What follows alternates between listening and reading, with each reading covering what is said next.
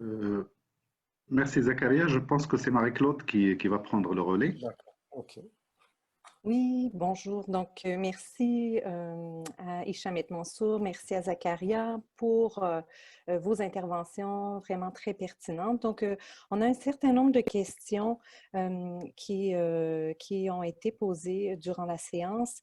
Je pense qu'il y a des questions que vous allez aborder dans d'autres séances, par exemple, tout ce qui concerne la définition du cas théorique. Donc, les deux prochaines séances porteront justement sur la théorie et l'empirie, donc ce passage de l'empirie au développement d'un cas théorique. Donc, on laissera cette question du développement du cas théorique peut-être pour les deux prochaines séances qui vont être consacrées plus spécifiquement à ça. Et donc, et il y a aussi une question qui a été posée donc, du passage des données à la théorie. Donc, je pense que ça sera aussi abordé dans les autres séances.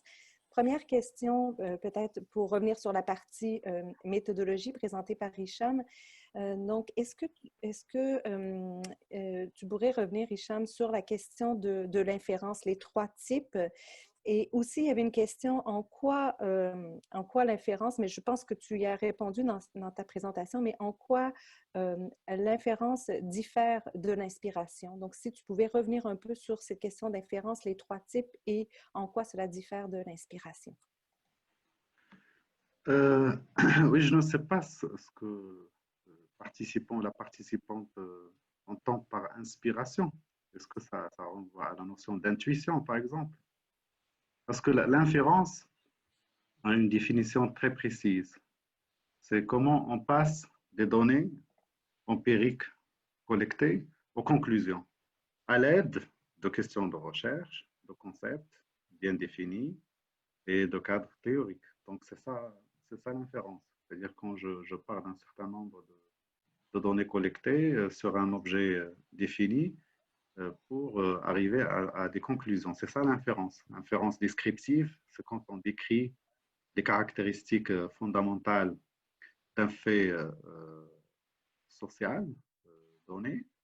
L'inférence explicative, c'est quand on examine les facteurs qui influencent, qui exercent un effet sur le phénomène étudié, que ce soit de facteurs ou plus, multivariés, ce qu'on appelle l'analyse multivariée, ou bien en qualitatif aussi, on mobilise un certain nombre de facteurs explicatifs pour étudier un fait donné.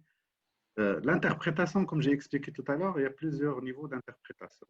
Mais ce qui nous intéresse, c'est ce qui apparaît à partir de l'exemple donné par Zakaria, c'est interpréter un phénomène dans son contexte plus large. Lui, il a parlé par exemple de contextualisation, complexification, etc.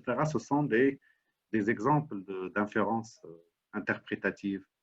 L'inférence, c'est juste pour dire que ce n'est pas ce qu'on voit dans la vie ordinaire qui explique les faits qu'on veut analyser. Et si c'était le cas, la recherche n'aurait aucune valeur ajoutée. Et généralement, les chercheurs passent plusieurs années à analyser un phénomène pour pouvoir élaborer des inférences, c'est-à-dire aller au-delà des données collectées pour fournir des descriptions, des explications et des interprétations.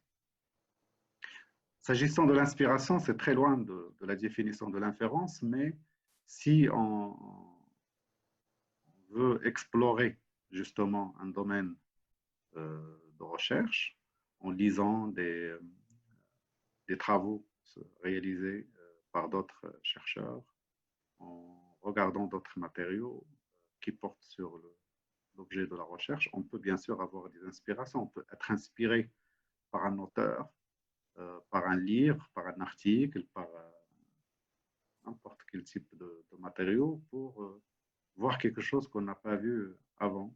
Donc, l'inspiration renvoie à ça. Ce n'est pas une opération spirituelle, mais c'est quelque chose qui arrive avec l'accumulation d'attention et de focus sur le sujet. Quand on commence à analyser un fait, on ne comprend pas tout dès le départ. Il faut vraiment se familiariser progressivement avec l'objet de recherche de différentes perspectives pour éventuellement être inspiré. Et l'inspiration n'est pas suffisante, il faut aller au-delà de l'inspiration et élaborer des questions de recherche pertinentes. Voilà.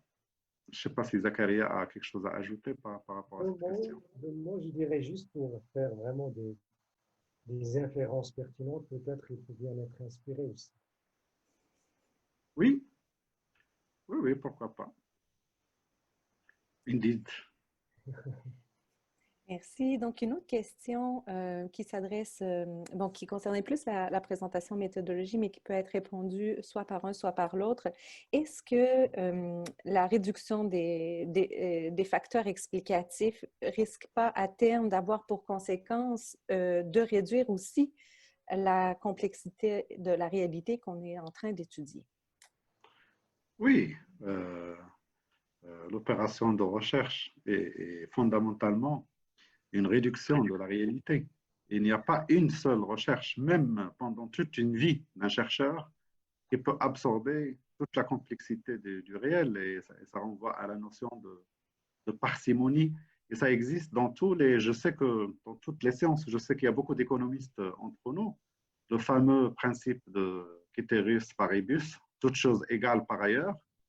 On examine l'association entre deux phénomènes, entre la croissance économique et le chômage, toutes choses égales par ailleurs. C'est-à-dire qu'il n'y a pas que la croissance économique qui influence le chômage, mais il y a d'autres facteurs. Et si on veut isoler l'effet de la croissance économique sur le chômage, on exclut les autres facteurs pour focaliser l'analyse sur l'apport proportionnel de la croissance économique qui rend compte du taux de chômage, pour donner un exemple de l'économie. Donc, on ne peut en aucun cas échapper à la réduction, à la simplification entre guillemets de la réalité pour pouvoir l'étudier. Parce que je rappelle le principe de Max Weber, qui est vrai, c'est que la réalité sociale est infiniment complexe, inépuisable et change tout le temps. Donc, comment un chercheur, même une communauté de chercheurs, peuvent réduire cette complexité qui change tout le temps? Ce n'est pas possible de tout étudier. Il faut absolument adopter un modèle, une théorie, ou un cadre analytique pour pouvoir apporter quelque chose, une petite contribution, tant soit peu, une petite contribution. Voilà. Moi, oui, la réduction, je la prends à deux niveaux. Le premier niveau, ce n'est pas par rapport au réel, mais c'est par rapport à tout le processus explicatif, c'est-à-dire la conceptualisation du réel. C'est-à-dire le décrire, l'expliquer. Tout ce processus passe justement par une forme de réduction au niveau d'un processus conceptuel, mais c'est une réduction analytique dans le but d'arriver à des généralités. Donc, c'est un procédé analytique pour avoir des généralités. Si on prend par exemple l'exemple du structuralisme, le structuralisme, on le verra la séance prochaine, c'est-à-dire il passe des faits sociaux, il va faire une réduction analytique et explicative pour arriver à une loi, cette loi qui pourrait expliquer, c'est une loi générale pour expliquer un nombre infini. Zakaria, tu peux mettre le casque on t'entend, mais avec le casque, c'est mieux.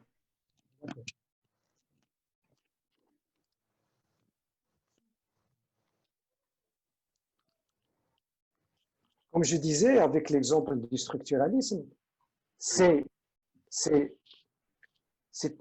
un procédé de réductionniste, de simplification conceptuelle, pour arriver à des formes de généralisation applicables sur autres phénomènes, autres que les phénomènes étudiés.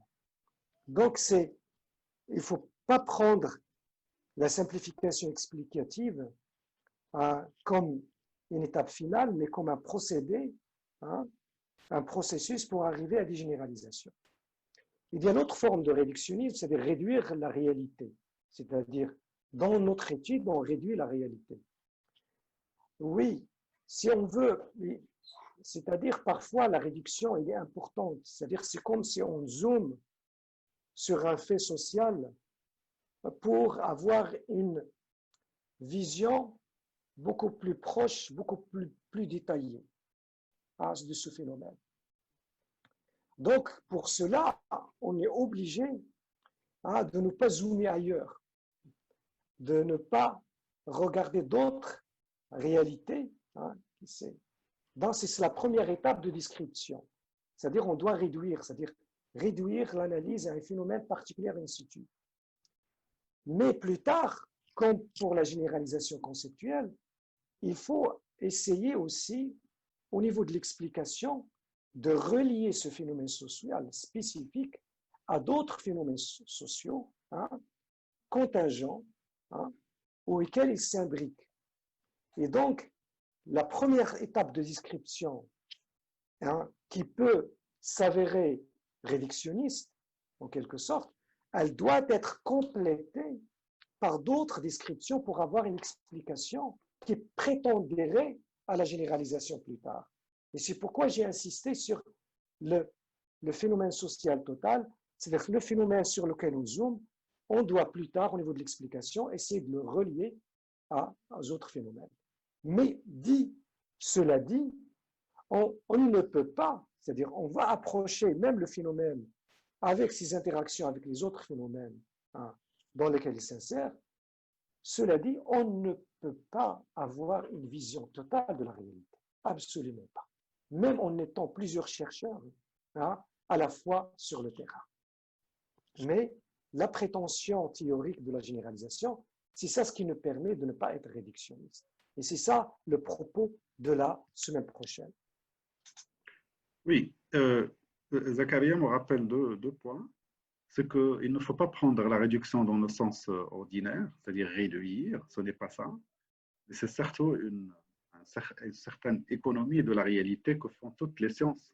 Si vous analysez, vous regardez les théories dans des autres sciences, en biologie, en physique, etc., ils procèdent aussi par réduction.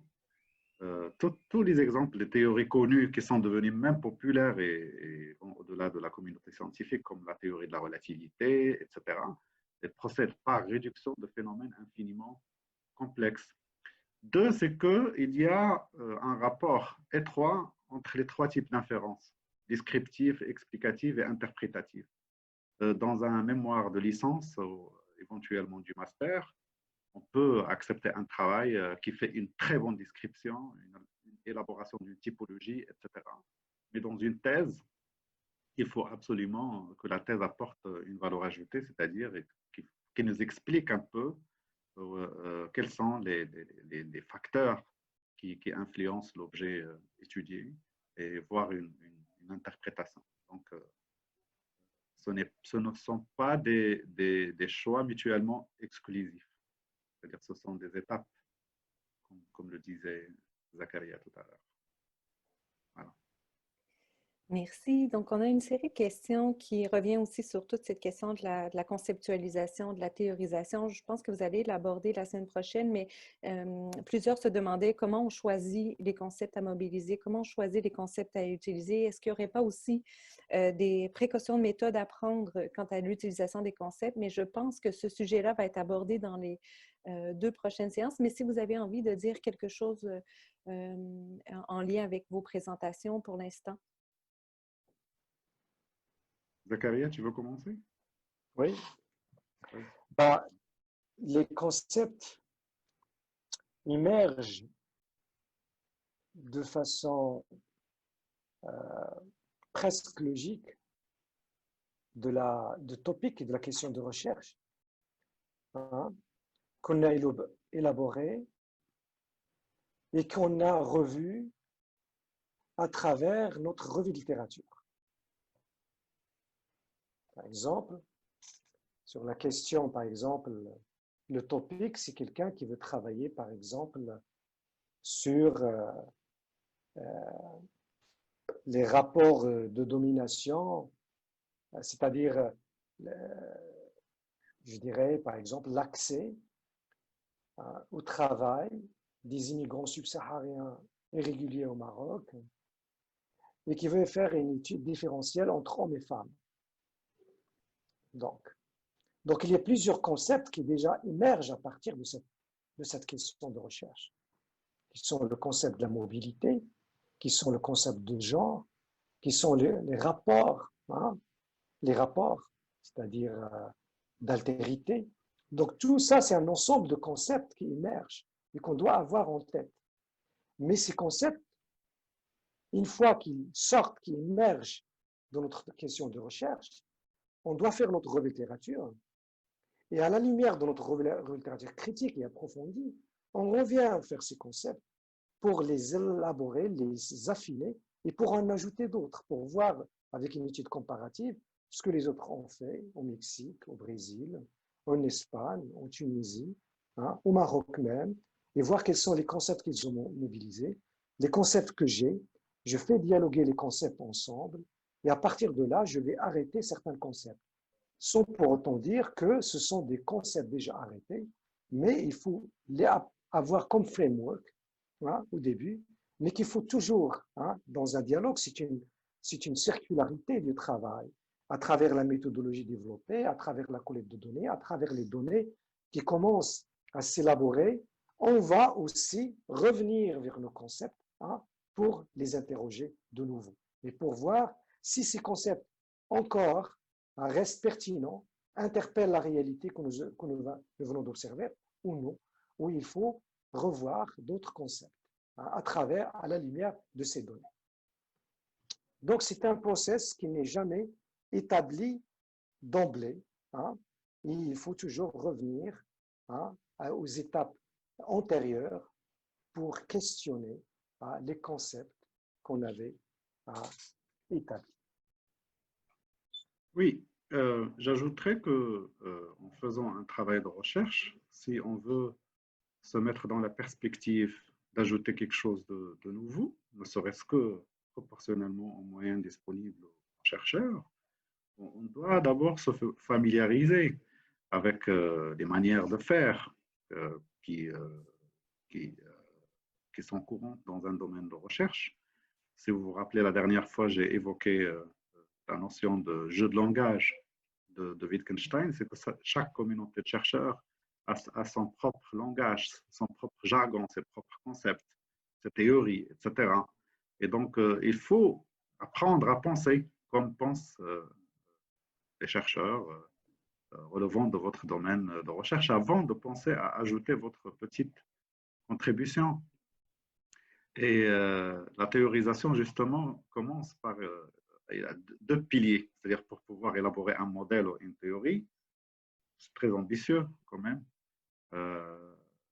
Généralement, ça prend 30 ans, 40 ans pour un chercheur pour placer une théorie qui dure dans le temps, mais on peut apporter des contributions à un modèle analytique, etc.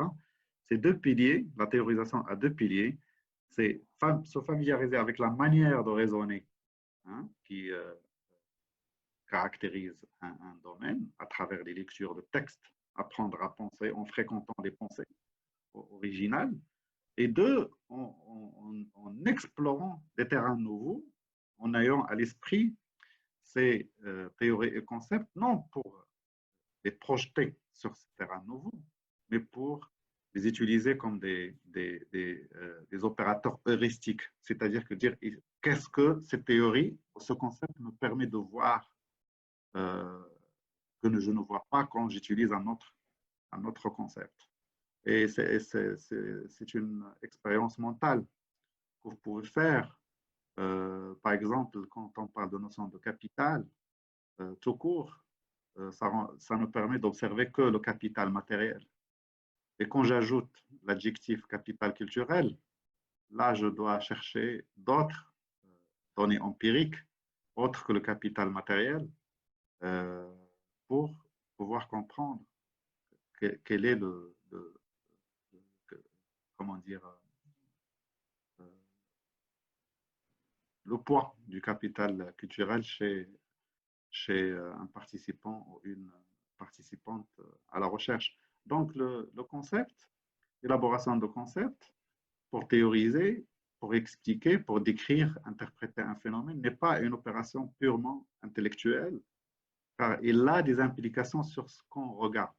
C'est-à-dire le choix conceptuel indique ce qu'on doit observer comme données empiriques. Donc, il y a un lien direct.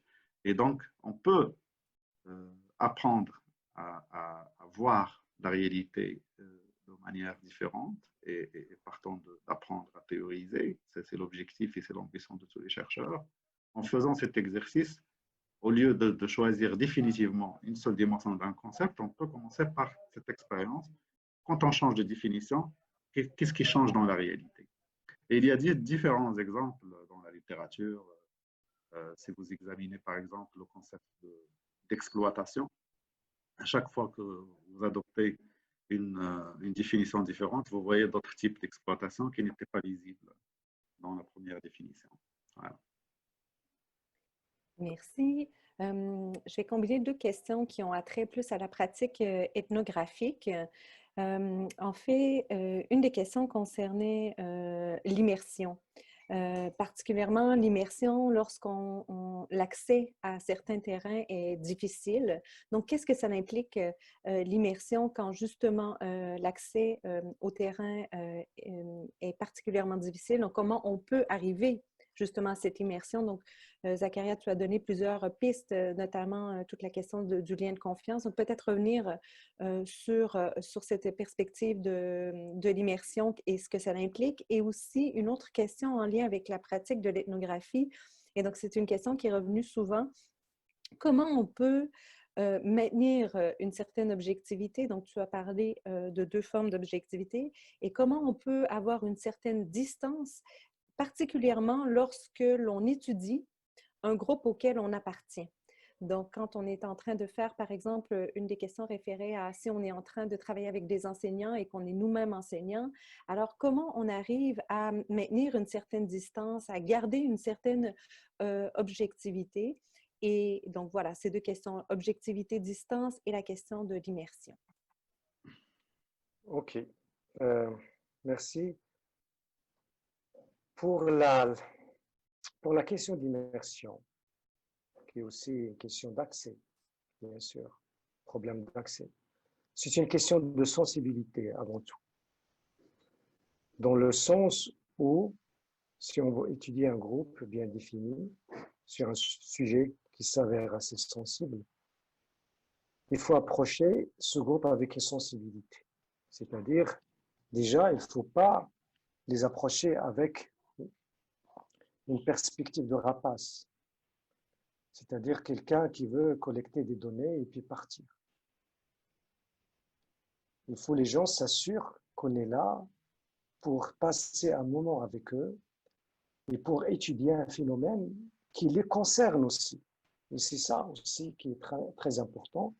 Comment on démontre aux gens qu'on est en train d'étudier que ce phénomène est très important pour les étudier, hein, et qui pourrait le rendre aussi d'une manière ou d'une autre service. Hein, c'est-à-dire montrer la région, montrer la marginalisation du groupe qu'on est en train d'étudier, illustrer les difficultés d'accès à certains services, etc., etc.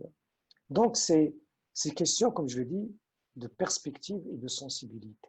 Il n'y a pas une formule magique pour avoir accès. Il faut le faire avec sensibilité et avec éthique aussi. On ne va pas, tu sais, vous savez, il y a plusieurs types d'observations participantes, ce qu'on appelle covert participant observation, c'est-à-dire où le chercheur ne doit pas dévoiler son identité, et il doit la couvrir. Il y a aussi ce que les ethnométhodologues font, c'est-à-dire ils deviennent membres qui appartient de façon intégrale à ce groupe étudié, les ethnométhodologues. Ils apprennent leur langage symbolique, leur langue, il appartient au groupe. Tu veux étudier les sophies, tu deviens sophie. Hein? Tu veux étudier des footballeurs, tu deviens footballeur. Ce que Geertz appelle going native, c'est-à-dire tu deviens le sujet étudié. Moi, je n'irai pas jusque-là, c'est-à-dire non, moi, on peut faire ce qu'on appelle Open Participant Observation, qui est ouverte. Les gens doivent savoir notre identité, ce que nous faisons, hein, sans, par exemple, sans les compromettre, mais aussi en négociant tout le temps. À chaque fois une porte qui se ferme, on doit négocier. Je donne un exemple concret. Moi, je voulais étudier la magie, c'était assez fermé, parce que des groupes, des gens, des groupes de ce qu'on appelle des shofars, qui maintiennent en quelque sorte le pouvoir de décision au sein de cette congrégation maraboutique. Alors, première tentative, deuxième tentative, des va-et-vient, ça ne marche pas. Donc, j'ai essayé d'aller par les marges du groupe, non pas aller par le centre, par les marges, par des gens qui sont marginalisés par ce groupe même influent. Et à travers les marges, j'ai commencé à s'introduire dans le terrain, à avoir accès dans le terrain, même parmi ces gens influents, parce qu'en me voyant contacter ces gens tous les jours, collecter des données, avoir des manuscrits, avoir tout le temps discuté, ils sont venus à moi, qu'ils ont des choses aussi à me dire et que je dois aussi leur parler. Donc ça, c'est des stratégies de négociation, mais c'est toujours dans l'éthique. Sur la question de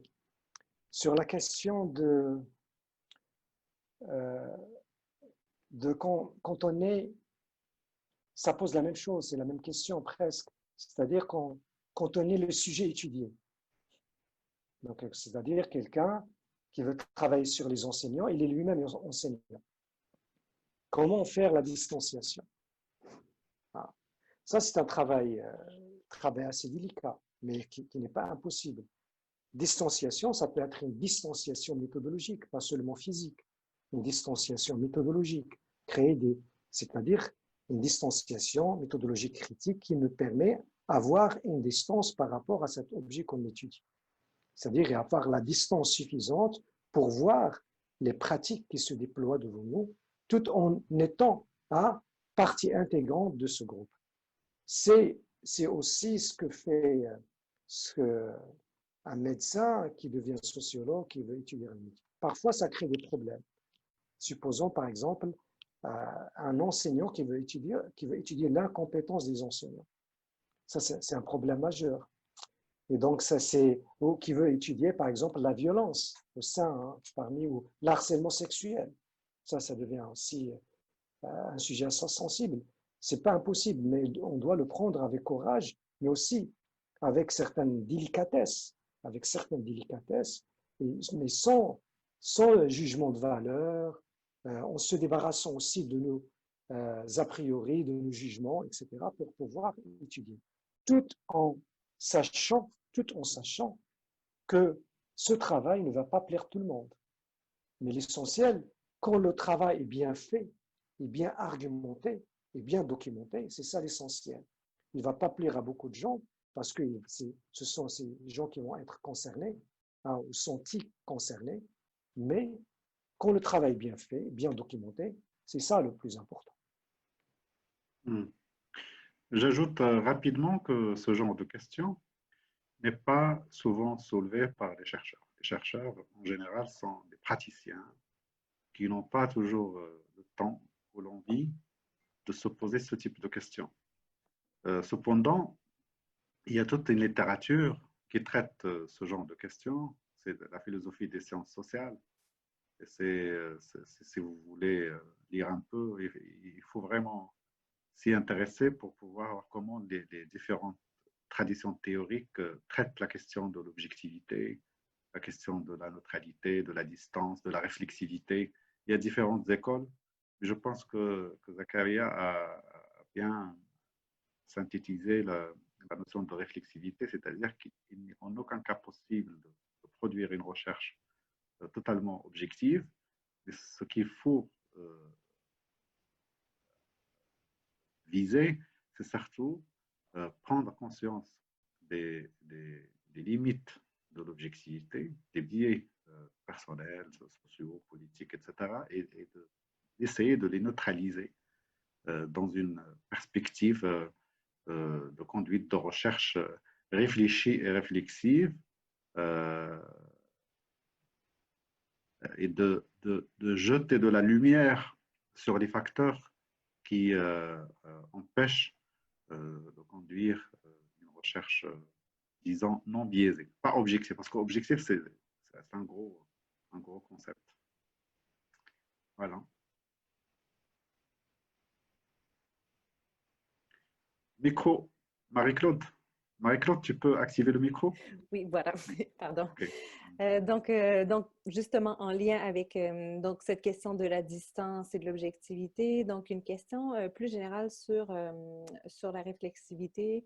Donc, comment s'exerce la réflexivité, donc d'une manière générale, et une question un peu plus provocatrice d'un de vos collègues qui dit est-ce que vous croyez que la réflexivité, en fait, n'est qu'une action subjective et par conséquent que l'objectivité serait un faux problème théorique? Voilà. Donc, peut-être ce serait la dernière question revenir sur la réflexivité. Qu'est-ce que ça implique avoir une posture réflexive et donc, je vous rappelle la question provocatrice de votre collègue. Est-ce que vous ne croyez pas que la réflexivité ne serait qu'une action subjective et par conséquent que l'objectivité serait un faux problème théorique? Oui, j'aime bien les questions provocatrices parce qu'elles permettent de réfléchir, d'avancer la discussion. Merci à Hassan pour cette question. Moi, je pense qu'il y a deux niveaux de réflexivité. La réflexivité individuelle, on dit quelqu'un est réflexif quand il prend l'habitude et développe sa capacité de réfléchir sur soi, d'identifier lui-même ses propres biais, ses propres prises de position, etc.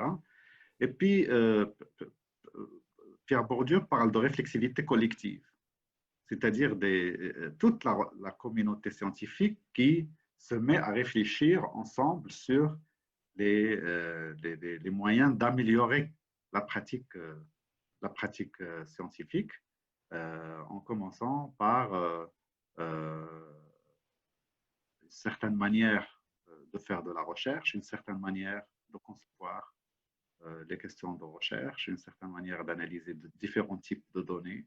Est-ce que les résultats que j'élabore à partir d'un certain corpus de données sont plus ou moins les mêmes quand je change de type de données, etc. Il y a beaucoup plus à dire sur la réflexivité. Ce n'est pas un objet de spéculation intellectuelle, c'est surtout une pratique à développer qui reflète un va-et-vient entre la pratique, c'est-à-dire ce qu'on fait quand on fait de la recherche, et la réflexion sur cette pratique. Zakaria, tu voudrais ajouter quelque chose à ça? Oui, les deux niveaux, je reprends les deux niveaux, c'est-à-dire le premier, c'est comme, c'est-à-dire réfléchir, être réflexif par rapport à nos propres productions scientifiques. C'est-à-dire on fait de la réflexivité, c'est-à-dire on réfléchit sur la production scientifique dans un domaine. Ça, c'est une forme de réflexivité, je dirais, cognitive. Mais il y a aussi la réflexivité d'un chercheur par rapport à son sujet de recherche. Évidemment que c'est subjectif. Et c'est ça l'intérêt. C'est ça l'intérêt, parce que, c'est-à-dire, c'est de mettre le sujet au cœur même de cette recherche. Ils n'ont pas de l'annuler complètement et de gommer sa présence, sa position, ses rapports et comment ses relations avec le top, les autres, au sein de ce terrain de recherche, peuvent affecter, soit positivement, soit négativement, le déroulement de la recherche, affecter les rapports et comment ces rapports peuvent aussi refléter certains rapports de domination qui existent dans la société de manière générale. Mais bien sûr que c'est subjectif. Et c'est ça, l'intérêt de la réflexivité, c'est de mettre la subjectivité au cœur de la recherche. C'est-à-dire qu'on ne peut pas annuler la présence du sujet qui recherche sur un domaine bien particulier. Et tout ça, c'est important, c'est pas pour dire que, c'est pour dire aussi que l'objectivité, c'est la réflexivité, c'est pour dire l'objectivité dans le domaine social, c'est presque impossible. C'est presque impossible. C'est même, pas seulement en anthropologie, je dirais même en éthologie. En éthologie, c'est-à-dire l'étude des comportements des animaux, c'est avère même que la réflexivité est importante parce que la présence de l'observateur externe, hein, qui est une différente espèce animale, hein, qui change complètement les comportements du groupe et leurs attitudes. Et ça, on a plein d'exemples qui sont devenus des fictions et des films même. Oui, la même chose pour le microscope et télescope. Ils ne te permettent pas de voir la réalité dans son état brut. Je suis désolé, Marie-Claude, il était question que je présente un exemple de méthode quantitative, mais je ne pense pas que c'est faisable. Le temps disponible est déjà dépassé 2 heures. Ce que je peux faire, c'est d'enregistrer une vidéo de 15 minutes et de la partager par la suite avec les participants. Oui, merci. Donc, on avait des questions concernant l'interprétation, la généralisation, donc comment procéder. Donc, je pense que ces questions, on pourra les garder pour les 2 prochaines séances qui vont être vraiment consacrées au passage de l'empirie à la théorie. Donc, on gardera ces questions pour les prochaines séances.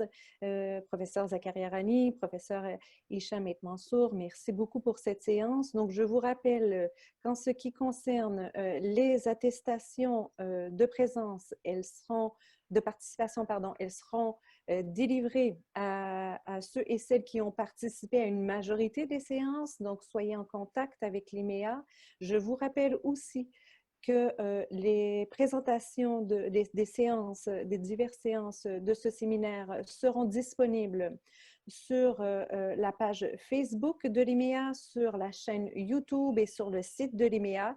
Donc, likez la page Facebook, vous allez être au courant de tout, tout sera présenté. Et donc, pour les attestations, encore une fois, ceux et celles qui ont assisté à une majorité de séances, des attestations seront délivrées. Soyez en contact avec l'IMEA par courriel pour toutes vos questions concernant les attestations. Et voilà, et donc je vous remercie encore, professeur Et Mansour, professeur Rani, pour ce séminaire et nous allons vous retrouver la semaine prochaine à la même heure pour ces séances sur empirie, le passage de l'empirie à la théorie. Parfait. Merci, merci Marie-Claude. Merci pour tout.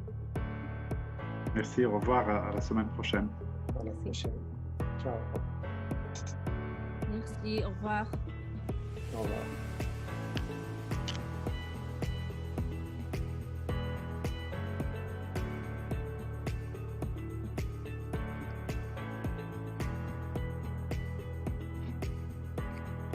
Merci beaucoup pour cette présentation très riche.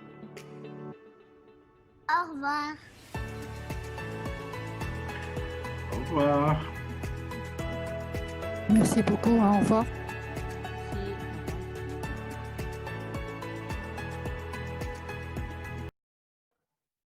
Merci.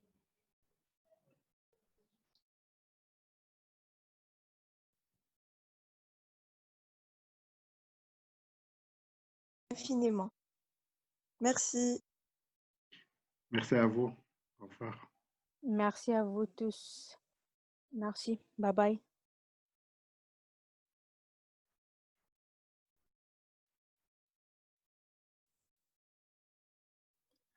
Merci, cher professeur. On a beaucoup appris avec vous. Merci infiniment.